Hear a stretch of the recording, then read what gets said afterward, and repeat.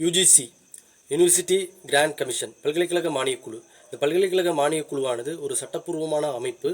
பல்கலைக்கழகங்களிலும் சரி, உயர்கல்வி நிறுவனங்களிலும் சரி, கற்பித்தல் முறை, பாடத்திட்டம் மற்றும் அதற்கான நிதி ஒதுக்குதல், மேற்பார்வையிடுதல், பராமரித்தல் போன்ற செயல்களை இந்த அமைப்பானது செய்கிறது.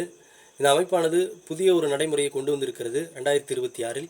இது பல்கலைக்கழகங்களிலும் சரி, உயர்கல்வி நிறுவனங்களிலும் சரி, SCST மாணவர்களுக்கு எதிராக பாகுபாடுகளை தடுத்திடுவதற்கு ஒரு நடைமுறையை கொண்டு வந்திருக்கிறது. இந்த நடைமுறையை எதிர்த்து ஃபார்வர்ட் கம்யூனிட்டி, பார்ப்பனர் சமூகம் மற்றும் உயர்சாதி வகுப்பினர்கள் இதை எதிர்த்து போராடி கொண்டிருக்கிறார்கள் டெல்லியில். இது மிக வன்மையாக கண்டிக்கக்கூடியது. ஏனென்றால் தொடர்ச்சியாக சாதி ரீதியாக, மத ரீதியாக பல்கலைக்கழகங்களிலும் சரி, உயர்கல்வி நிறுவனங்களிலும் சரி, SCST மாணவர்களும் மைனாரிட்டி மாணவர்களும் சாதிய பாகுபாடுகளாலும் மத பாகுபாடுகளாலும் பல்வேறு மாணவர்கள் தற்கொலை செய்திருக்கிறார்கள். இந்த தற்கொலையை தடுக்க வேண்டும், இந்த பாகுபாடுகளை தடுத்திட வேண்டும் என்பதற்காக யுஜிசி ஆனது 2026 ஒரு புதிய நடைமுறையை கொண்டு வந்திருக்கிறது. ஆனால் இதை எதிர்த்து இந்த ஃபார்வர்ட் கம்யூனிட்டி மாணவர்கள் போராடி கொண்டிருக்கிறார்கள். அவர்கள் என்ன சொல்கிறார்கள் என்று சொன்னால், இந்த யுஜிசி புதிய நடைமுறை வந்துவிட்டால் நாங்கள் இனிமேல் படிக்க முடியாது. இந்த SCST மாணவர்கள் ஆசிரியர்களை பயமுறுத்தி அவர்கள் மதிப்பெண்களை பெற்று விடுவார்கள். நாங்கள் விஷமருந்தி சாவதை விட எங்களுக்கு வேறு வழி இல்லை, நாங்கள் பிச்சைதான் எடுக்க வேண்டும் என்று சொல்லி தொடர்ச்சியாக அவதூறு பிரச்சாரத்தை செய்கிறார்கள். இவர்களால் கல்லூரிகளில் சாதிய பாகுபாட்டாலும் மத பாகுபாட்டாலும் இந்த படுகொலையானது நிகழ்த்தப்படுகிறது. ரோஹித் வெமுலாவும் மற்றும் இன்னும் பல கல்லூரி மாணவர்கள் சாதிய பாகுபாட்டால் தற்கொலை செய்து இறந்திருக்கிறார்கள். இது தடுக்கப்பட வேண்டும் என்பதற்காக 2012 யுஜிசி ஆனது ஒரு நடைமுறையை கொண்டு வந்தது. ஆனால் அந்த நடைமுறையானது சரியாக நடைமுறைப்படுத்தவில்லை. அதன் பிறகு ரோஹித் வெமுலாவினுடைய அம்மா உச்சநீதிமன்றத்தில் ஒரு வழக்கை தொடுக்கிறார். அந்த வழக்கை எடுத்துக்கொண்ட உச்சநீதிமன்றம் அதை வழக்கை விசாரித்து 2025 ஒரு அறிக்கையை யுஜிசி ஆனது வழங்க வேண்டும் என்று சொல்கிறார்கள். அதில் வழக்கை எடுத்து வாதிட்ட ஜெய்சிங் என்கிற வழக்கறிஞர் ஒரு 10 பரிந்துரைகளை உச்சநீதிமன்றத்திலே வழங்கினார். அதில் குறிப்பாக சொல்ல வேண்டும் என்று சொன்னால், பல்கலைக்கழகத்தில் சாதி ரீதியாக பாகுபாடுகளை நிகழ்த்தவர்களை உடனடியாக கண்டறிந்து அவர்களுக்கு தகுந்த ஒழுங்கு நடவடிக்கை எடுக்க வேண்டும். மாணவர்களுக்கு குறை சொல்வதற்கு அனுமதியை வழங்க வேண்டும். சாதிய பாகுபாடுகளை கண்டறிவதற்கு ஒரு அதிகாரியை நியமிக்க வேண்டும். மேலும்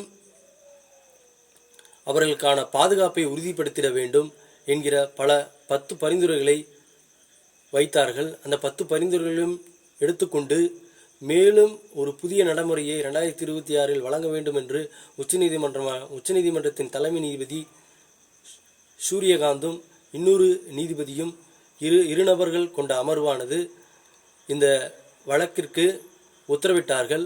அதன் அடிப்படையில் யுஜிசி ஆனது ஒரு புதிய நடைமுறையை கொண்டு வந்திருக்கிறது. இந்த புதிய நடைமுறையை எதிர்த்தான் இந்த உயர்சாதி வகுப்பினர்கள் அனைவரும் வீதியிலே இறங்கி போராடி கொண்டிருக்கிறார்கள்.